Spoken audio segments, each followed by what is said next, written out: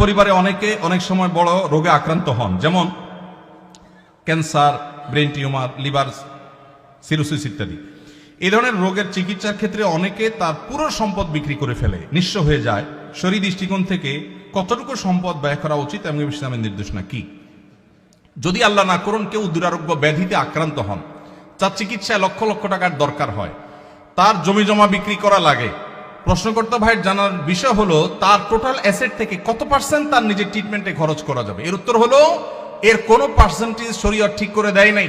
তার ট্রিটমেন্টের জন্য যদি তার টোটাল সম্পদ বিক্রি করা লাগে, সেটা বিক্রি করার অধিকার ইসলাম তাকে পরিপূর্ণভাবে দিয়েছে।